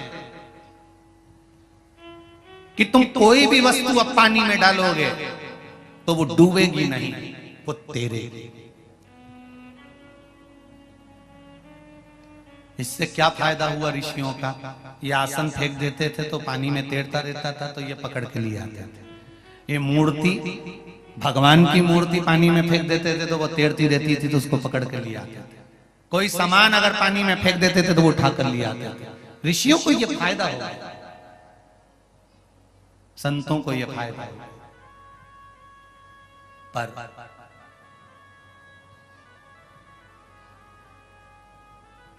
श्राप भी अगर भगवान की शरणागति में पहुंच जाता है ना, तो वो श्राप नहीं रहता, वो वरदान हो जाता है। वो श्राप नहीं रहेगा, फिर वो वरदान हो गया। और वही हुआ, नल और नील को श्राप लगा था कि जो पानी में फेंकोगे वो पानी में तैरेगा, डूबेगा नहीं। नल और नील श्रापित होने के बाद जब बड़े होकर मेरे राम जी के चरणों में पहुंच गए, और राम जी के चरणों में जब पहुंचे, जिस समय मेरे राघव जी ने रामेश्वर धाम की स्थापना कर दी, स्थापना कर कर जब आगे बढ़े तो नल और नील दोनों बैठे हुए थे। तब स्वयं शिव की प्रेरणा हो गई कि तुम कहाँ ढूंढ रहे हो? इन दोनों बच्चों को श्राप लगा है, जो फेंकेंगे वो पानी में तैरेगा। इनके हाथ से पत्थर टच करवा कर फेंकना प्रारंभ करो, वो पानी में तैर जाएगा और श्राप भी आशीर्वाद बन जाएगा। दुनिया के लोग पूछते शंकर भगवान क्या करते हैं? हम कहते हैं एक ही काम करता है, जो दुनिया का कोई नहीं कर सकता वो देवाधिदेव महादेव करता है। जो दुनिया का कोई नहीं कर सकता वो देवाधिदेव महादेव करता है। जब आखिरी में डॉक्टर भी फेल हो जाते हैं, डॉक्टर भी कह देते हैं अब परमात्मा के हाथ में है, जब डॉक्टर भी कह देते हैं कि अब हमारे हाथ में नहीं भगवान के हाथ में है, तब वो दूसरा कोई भगवान तुम्हारे पलंग के पास में अगर कोई खड़ा होता है, वेंटिलेटर के पास खड़ा होता है, आईसीयू के रूम में कोई होता है, ऑक्सीजन लगी है, आंखों में से पानी बह रहा होता है, बॉटल लगी है, बीपी चेक हो रहा है, शुगर चेक हो रही है, सब तुम्हारे रिश्तेदार कोई भी वेंटिलेटर के पास नहीं होगा, कोई रिश्तेदार आईसीयू के अंदर नहीं होगा, कोई रिश्तेदार तुम्हारे पलंग के पास में नहीं होगा, डॉक्टर सबको बाहर निकाल देंगे। तब उस जगह पर केवल एक होगा, जो तुमने एक लोटा पानी शंकर को चढ़ाया है, वो महादेव तुम्हारे सिराने खड़ा होगा। तुमने जिस शिव की आराधना करी है, तुम जिस शंकर के मंदिर जाती हो, शंकर की आराधना करती हो, पशुपति व्रत करती हो, शिव की आराधना में डूबे रहती हो, एक बेलपत्र चढ़ाती हो या चावल का दाना चढ़ाती हो या शंकर पे चढ़ी हुई बेलपत्र उठाकर धोकर फिर चढ़ाती हो, वो शिव तुम्हारे सिराने मिलेगा और तुम्हारा विल पावर मजबूत करता रहेगा। क्यों घबराता है? अभी वो बहन जी ने, ग्वालियर वाली ने कहा ट्यूमर हो गया था, दिखने लगा था, लोग हंसने लगे थे, स्टाफ हंसने लगा था, ये क्या हो रहा है? तब कौन आया? हंसने वालों के भी मुख पर अगर कोई ताला लगा सकता है तो मेरा वो देवाधिदेव महादेव ही लगा सकता है, दूसरा कोई नहीं।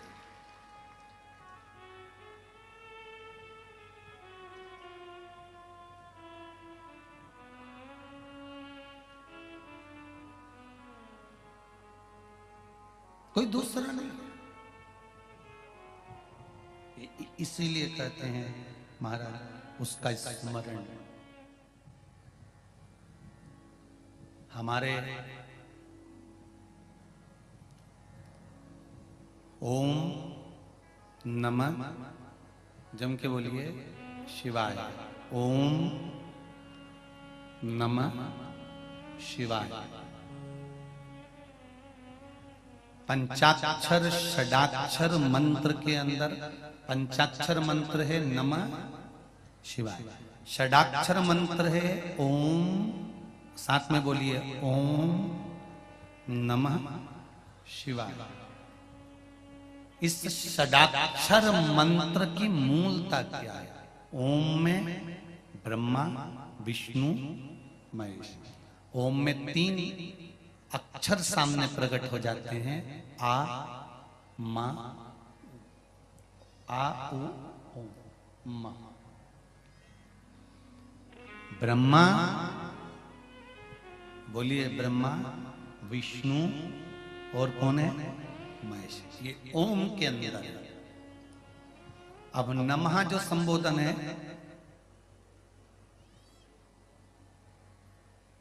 उस नमः संबोधन में शांति और पुष्टि समाई हुई है।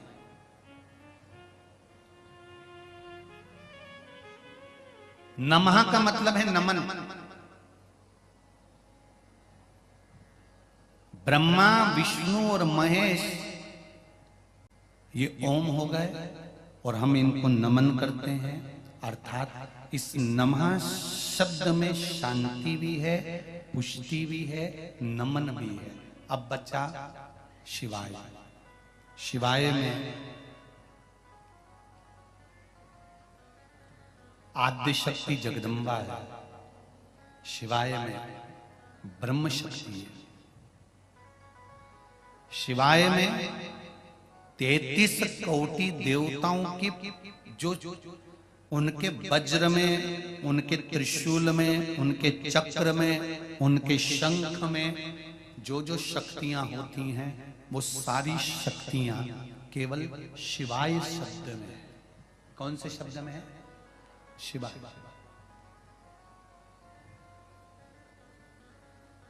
केवल शिवाय शब्द। अब जरा विचार करिए, षडाक्षर मंत्र ओम नमः शिवाय, सब बोलिए ओम नमः शिवाय, ओम नमः। इस षडाक्षर मंत्र में 33 कोटि देवताओं का संपूर्ण बल समाहित होता है।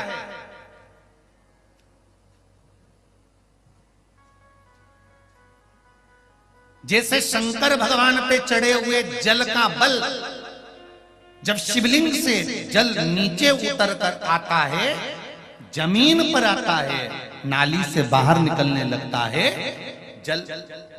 एक किसी ने पत्र भेजा, इसी से समझ में।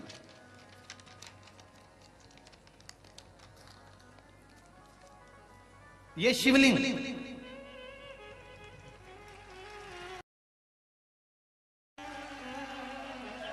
पत्र भेजा है किसी ने।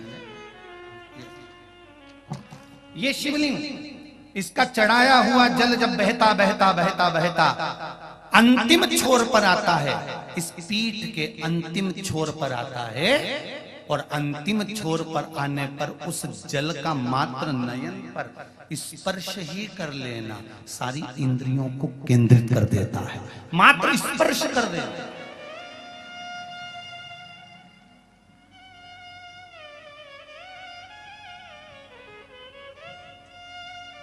चढ़ाए हुए जल का भाग बहता बहता आया और पीठ पर से अंतिम छोर पर आया, अंतिम छोर, और उसका मात्र स्पर्श मात्र फल प्रदान कर देता। गुरुजी, शंकर भगवान पर शिव महापुराण में कहीं लिखा हुआ है कि शिव जी पे चढ़ी हुई वस्तु नहीं खाना चाहिए, और आप कथा में कहते हो कि बेलपत्री का सेवन करना चाहिए, तो फिर हम किसकी माने? तो निवेदन पहले भी करा, आज फिर करते हैं। केवल नर्मदेश्वर शिवलिंग ऐसा होता है जिसके ऊपर चढ़ी हुई वस्तु का हम पान कर सकते हैं, पर सारे पूरे भारत की भूमि पर, पूरे विश्व में तो नर्मदेश्वर शिवलिंग नहीं होंगे ना, फिर हम बेलपत्री कैसे खाएं? तो आपको एक बात कही थी कि शंकर भगवान पर चढ़ी हुई बेलपत्र जब आप लेकर आए तो शंकर भगवान से ये कहकर लेकर आए कि ये औषधि के रूप में दे दो। औषधि कहीं से भी ली जा सकती है, औषधि कहीं से भी प्राप्त करें।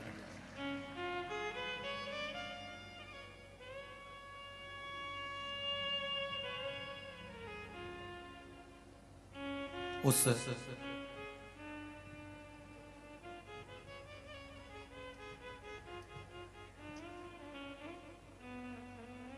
औषधि को कहीं से भी प्राप्त किया जा सकता है।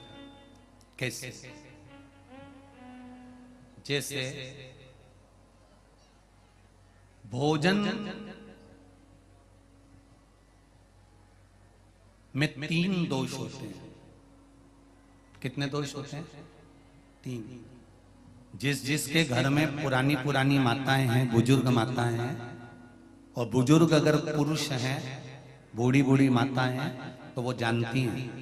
पहले मट्टी का रसोई घर होता था, मट्टी का चूल्हा होता था, एक इतनी बड़ी एल्युमिनियम की भगोनी होती थी, उसमें पोता पड़ा हुआ होता था, एक कपड़ा पड़ा हुआ होता था। जब भोजन बन जाता था तब कपड़े को भिगोकर पूरे चौके पर उसको फेर दिया जाता था। बोलो रीजी जी, सही है कि गलत है? जो पुरानी माताएं वो जानती हैं।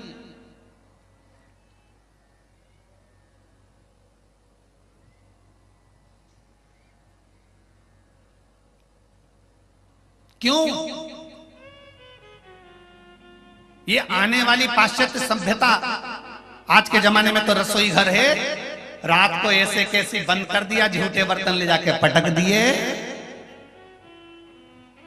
बाद बेसिन के अंदर ले जाकर पटक दिए मंझोटा में, और बस दरवाजा बंद किचन का, और किचन का दरवाजा बंद होने के बाद सवेरे से उठ के आई, बकासी भरती रही, मुंडा भी नहीं धोया, और लाइटर से गैस चालू करा, चाय माय उकाल उकुल के वो लेके जाए। अब कई लोग कहते हैं गुरुजी कि घर में कमाई अच्छी है, पैसा अच्छा है, सब परिवार अच्छा है, सब भाई कमा रहे हैं, सबकी माताएं जानती हैं, सबकी पत्नियां जानती हैं कि हमारा पति कमा रहा है, सबके बच्चे अच्छे हैं, परिवार अच्छा है, धन अच्छा है, गाड़ी बंगला खूब है, फ्लैट अच्छा है, मकान अच्छा है, रिश्तेदार अच्छे हैं, सब कुछ है घर में, पर शांति क्यों नहीं है? उसका एक कारण है, पहले होता था रसोई घर, अब हो गया किचन। किचन का मतलब किच-किच घर।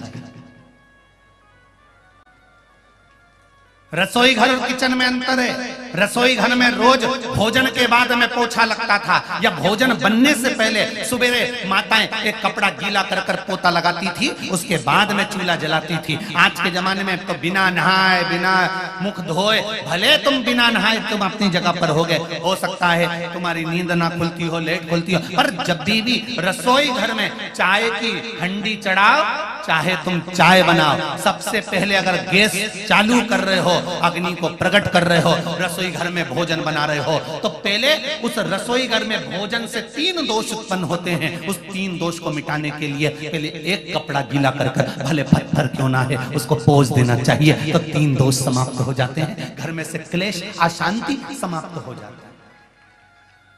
भोजन में 3 दोष होते हैं। पहला जाति दोष, दूसरा निमित्त दोष, तीसरा आश्रय दोष। कौन कौन से 3 दोष हैं?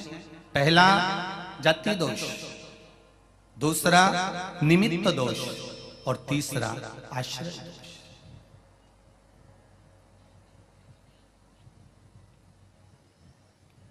मतलब रसोई घर में जो तुमने भोजन निर्माण करा है उसमें अगर कुछ गलत चीज बन गई है, कोई प्याज लहसुन का भोजन बन गया या कोई आदि मांसाहार से जुड़ा हुआ भोजन बन गया है तो वो दोष ना रहे। दूसरा, भोजन जो बनकर तैयार हुआ है उस भोजन पर घर में 4-5 माताएं रहती है तो कोई ना कोई रजस्वला होती ही रहती है।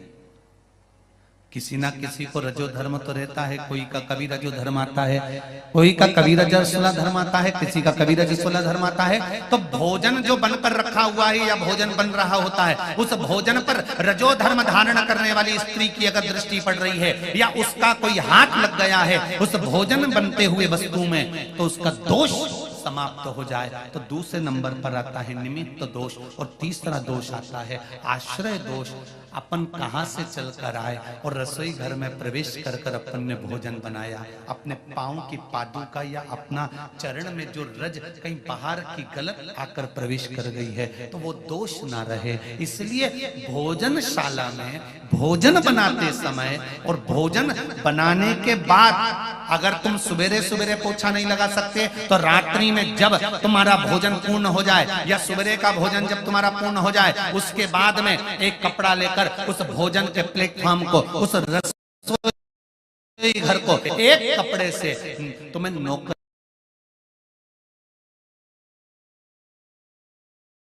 उस रसोई घर में जहां अन्नपूर्णा निवास करती है उस रसोई घर में अगर पूरे परिवार को एक जैसा लेकर चलना है, अशांति नहीं चाहते हो, भाइयों में क्रोध नहीं चाहते हो, पूरा परिवार प्रेम से रहना चाहता है तो धन से ज्यादा उस पोछे पर ध्यान देना पड़ेगा कि भोजन होने के बाद एक कपड़ा फेरा जाए।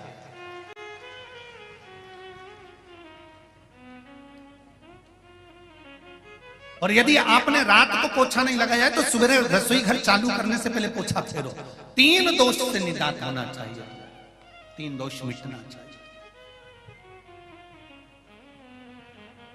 वो दोष समाप्त होगा और समाप्त होगा तब भोजन का जो निर्माण होगा उसमें एक सुख प्राप्त होगा, एक सुख।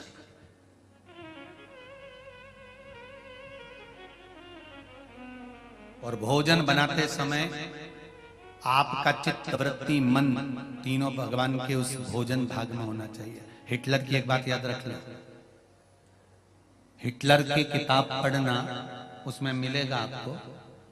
हिटलर जिस देश पर आक्रमण करता था, जिस प्रदेश पर आक्रमण करता था, हिटलर जिस देश पर आक्रमण करने वाला होता था पहले अपने गुप्तचरों को भेजता था, पता कर आओ कि उस देश में जिसमें मैं आक्रमण कर रहा हूं वहां के लोग बैठते हैं तो झुककर बैठते हैं कि तनकर बैठते हैं। हिटलर अपने गुप्तचरों को भेजता था केवल उस देश में देखने के लिए कि झुककर बैठते हैं कि तनकर बैठते हैं, साधारण बैठते हैं कि दीवार से टिक कर बैठते हैं। केवल हिटलर ये पता करता था और हिटलर के गुप्तचर जाते थे और जिस देश में देखकर आते थे कि वहां के लोग तनकर बैठे हुए हैं, हिटलर उस देश में कभी आक्रमण नहीं करता था। हिटलर उस देश में आक्रमण करता था जहां के लोग जब बैठते हैं तो कंधे को झुका देते हैं, नब जाते हैं या दीवार से टिक जाते हैं। हिटलर समझ जाता था जब इनकी रीढ़ की हड्डी मजबूत नहीं है तो देश भी मजबूत नहीं है और हिटलर आक्रमण कर देता था।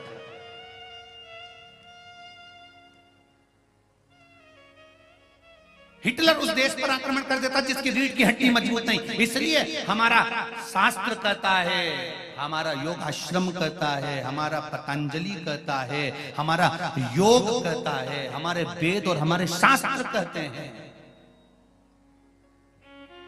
कि शिव की आराधना करते समय, शंकर का भजन करते समय, शिव आराधना में लगते समय, शंकर को जल चढ़ाते समय शिव का पंचाक्षर मंत्र, षडाक्षर मंत्र या श्री शिवाय नमस्तुभ्यम बोलते समय आपकी चित्त वृत्ति और आपकी रीढ़ की हड्डी एकदम सटीक होना चाहिए। और शंकर से गुणानुवाद करते समय, भगवान का भजन करते समय आपका हृदय उस परमात्मा में रमा होना चाहिए,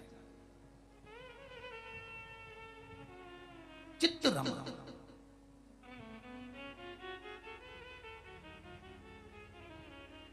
मजबूत करो अपने भजन को।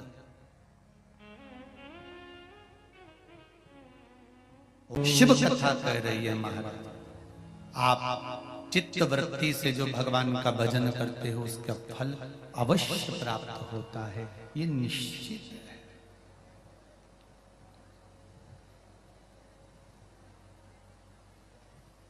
आप अगर आस्था चैनल पर भी कथा सुन रहे हो या फेसबुक यूट्यूब पर भी सुन रहे हो या पंडाल में आकर भी कथा सुन रहे हो तो इसका फल मिलेगा जरूर,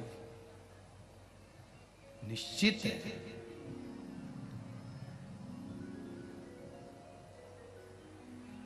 जमीन में से अगर पानी चाहिए तो 30 फीट इधर खोद लो, 40 फीट उधर खोद लो, 50 फीट उधर खोद लो, इधर बोर लगवा लिया 100 फीट का, उधर बोर लगवा लिया 150 फीट का, ऐसे पानी निकलने वाला नहीं है। एक ही जगह पर 300 फीट तक खोदे जाओ, खोदे जाओ, 350 खोदो, 400 खोदो, पानी कभी तो आएगा। एक ही जगह पर अगर अच्छे से खोद लेते तो ये निश्चित है पानी निकल कर बाहर आ जाता। उसी तरह एक को पकड़कर अगर दिल से भज लेते तो निश्चित है कि मेरा शंकर मिल ही जाएगा। क्यों मिलेगा, निश्चित है।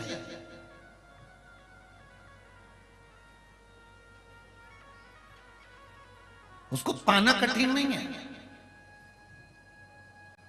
तारकासुर ने एक वर मांगा था और तारकासुर ने वर मांगा था कि अगर मरूं तो शंकर भगवान के पुत्र द्वारा मरूं।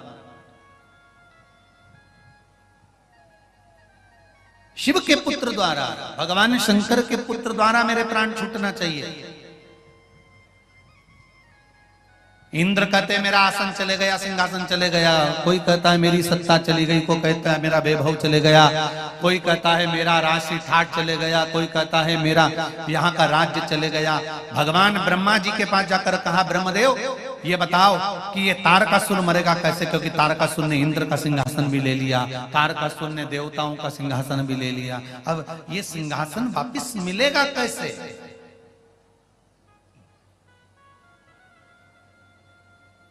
कैसे प्राप्त होगा?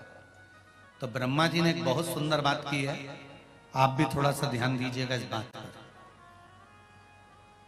सभी लोग इस बात पर जरूर ध्यान देना कि ब्रह्मा जी ने एक शब्द कहा, ब्रह्मदेव ने कहा, इंद्र तुम्हारा सिंहासन काय से गया? तारकासुर ने आक्रमण करा और तुम्हारा सिंहासन गया, तुम क्या कर रहे थे? इंद्र कह रहे थे मैं अप्सराओं का नृत्य देख रहा था। गरुण वरुण तुम्हारा सिंहासन गया, तुम क्या कर रहे थे? हम अपने कार्य में मस्त थे। बहुत ध्यान देना महाराज इस विषय पर। भगवान जब तुम्हारा हाथ पकड़े और भगवान तुम्हारा जब हाथ पकड़कर तुमको कीचड़ से बाहर निकाल रहा हो, दुख से बाहर निकाल रहा हो, तुम्हारे को उन्नति की सीढ़ी पर ले जाकर जब छोड़ रहा हो, उस समय पर तुम्हारा अहंकार तुम्हारे सामने नहीं आना चाहिए, तो तुम बाहर निकल जाओगे। और अगर अहंकार आ गया, लोभ आ गया, तृष्णा आ गई तो मुश्किल है। मैयर गए हो दर्शन करने? अच्छा, पैदल चढ़े हो? चढ़ते समय जो भी चढ़ता है वो थोड़ा सा झुककर चढ़ता है। ये शरीर चढ़ते समय अपने आप थोड़ा थोड़ा झुक जाता है। बोलो सही है कि गलत है? और उतरते समय शरीर झुकता है क्या? पांव नीचे रखो तो कड़क रहना पड़ता है, झुके कि लुढ़के?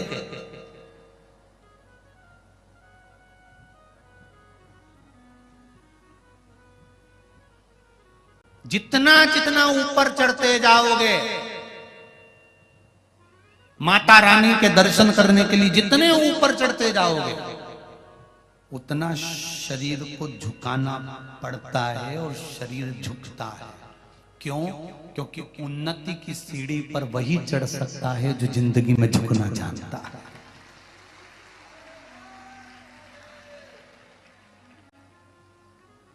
आप अगर झुकना सीख गए, आपने अगर अपने शरीर को नम्रता का भाव प्रकट कर लिया, अपने हृदय में नम्रता का भाव प्रकट कर लिया, मैयर वाली माता के शिखर पर चढ़ रहे हो, मैयर वाली माता के ऊपर दर्शन करने जा रहे हो, शारदा भवानी का दर्शन करने जा रहे हो, चाहे सलकनपुर वाली माता का दर्शन करने बिजासन का जा रहे हो, चाहे देवास वाली माता का चामुंडा का दर्शन करने जा रहे हो, चाहे वैष्णो देवी का दर्शन करने जा रहे हो, चाहे ज्वाला देवी का दर्शन करने जा रहे हो, चाहे चिंतपूर्णी, चाहे मनसा, चाहे चामुंडा का दर्शन करने जा रहे हो, चाहे कालका का दर्शन करने जा रहे हो, ऊपर अगर माता का दर्शन करना है, ऊपर अगर चढ़ना है, तो शरीर थोड़ा सा झुककर चढ़ोगे, झुककर चलोगे तो ऊपर चढ़ते चले जाओगे। और अगर अकड़ में चढ़े तो थोड़ी देर में पीछे की पीछे टपक जाओगे। ध्यान रखना, भगवान जब हाथ पकड़े और तुम उन्नति की सीढ़ी पर थोड़ा थोड़ा थोड़ा थोड़ा चढ़ रहे हो, थोड़ा थोड़ा ऊपर की ओर बढ़ रहे हो, तो थोड़ी सी नम्रता, थोड़ा सा शरीर में नम्र भाव, हृदय में कोमल भाव लेकर आना। क्रोध नहीं, चिड़चिड़ प्रवृत्ति नहीं, आसक्तियां नहीं, थोड़ी सी नम्रता लेकर।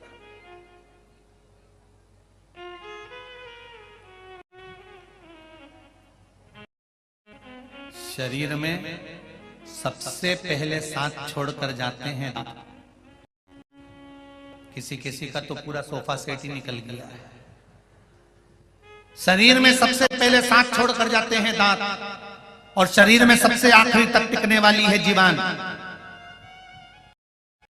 दांत इसलिए सांस छोड़ देते हैं क्योंकि अकड़ते रहते हैं, कल्ले ठट की तरह बने रहते हैं, और जीवान इसलिए आखिर तक टिकती है कि उसमें कोमलता होती है, लचीलापन होता है, नम्रता होती है। जिसमें नम्रता जीवान की तरह होगी, वो आखिरी तक मजबूत बना रहेगा और टिका रहेगा। आखिरी धन, संपदा, सत्ता, बहुत ध्यान देना, धन, संपदा, और तीसरे नंबर पर बोला है, जम के बोलो जरा, सत्ता, कुर्सी, पद, प्रतिष्ठा कब तक टिकी रहती है? जब तक आपके भीतर नम्रता रहती है। आप अगर दूसरे के दुख को देखकर दुखी हो रहे हो, दूसरे के सुख को देखकर सुखी हो रहे हो, तो आपकी सत्ता बरकरार रहेगी। और वरना तुमने अपनी क्रोध की हिटलरगिरी प्रारंभ कर दी, क्रोध चालू कर दिया तो वो सत्ता गई, अहंकार चालू कर दिया तो वो सत्ता, वो वैभव, वो धन गया, उसकी कोई मूलता नहीं।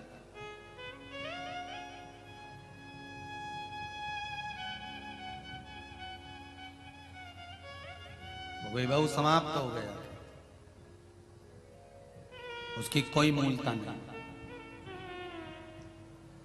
तारकासुर वर मांग रहे हैं, ब्रह्मा जी से वर मांगा तो वर ऐसा मांगा कि शंकर भगवान के पुत्र द्वारा मेरे प्राण छूटे, किसी और से मेरे प्राण ना जाए।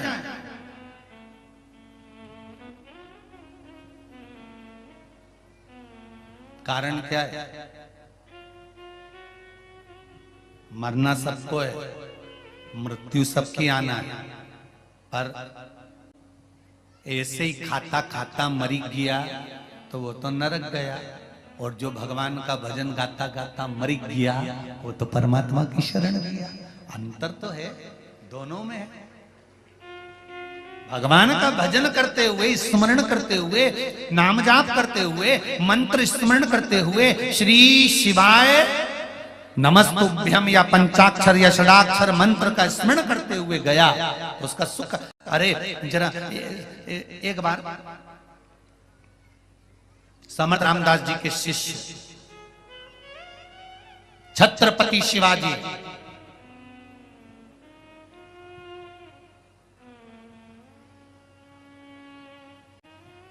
समर्थ रामदास जी के शिष्य छत्रपति शिवाजी, जिनका मुगलों के साथ में युद्ध हो रहा था और मुगल छत्रपति शिवाजी के सामने टिक नहीं पा रहे थे। क्यों?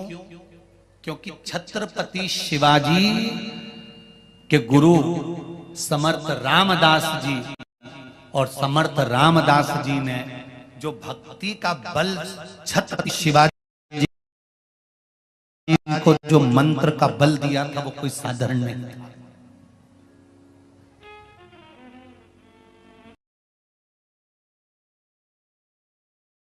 अभी अभी थोड़े समय के बाद में गुरु पूर्णिमा आने वाली है। बोलो सही है?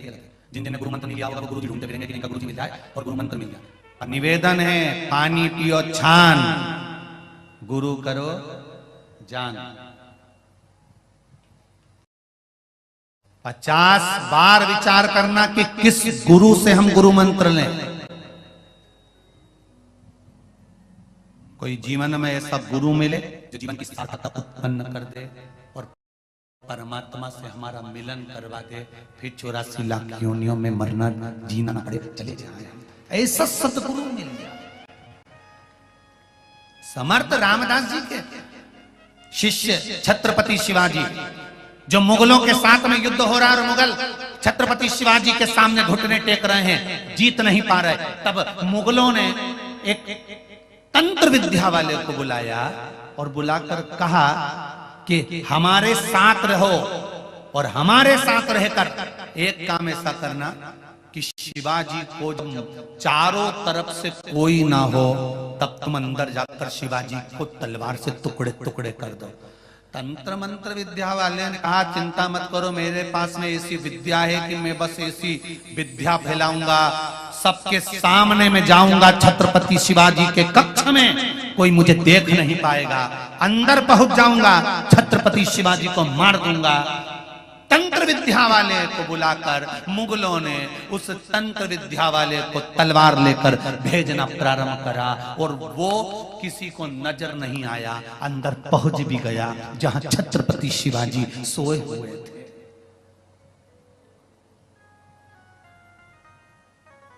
जहां छत्रपति शिवाजी सोए हुए हैं वो पहुंच गया। पहुंचकर उसने तलवार निकाली और तलवार निकालकर छत्रपति शिवाजी को मारने के लिए उठाया। इतनी देर में तलवार हाथ से नीचे छूट गई। तलवार नीचे, उसने फिर तलवार उठाई, तंत्र विद्या वाले ने फिर छत्रपति शिवाजी को मारने के लिए हाथ बढ़ाया, तलवार फिर नीचे गिर गई। इसको समझ नहीं आया यहां कोई है नहीं, फिर तलवार नीचे कैसे गिर रही है, तो इसने चिल्लाकर पूछा कौन है यहां पर।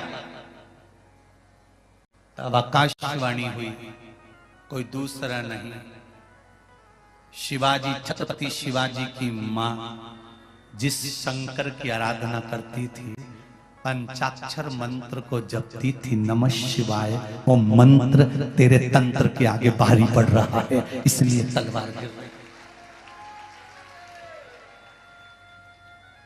जो समर्थ रामदास जी ने, गुरु ने जो मंत्र दिया था, वो मंत्र का जाप करा गया।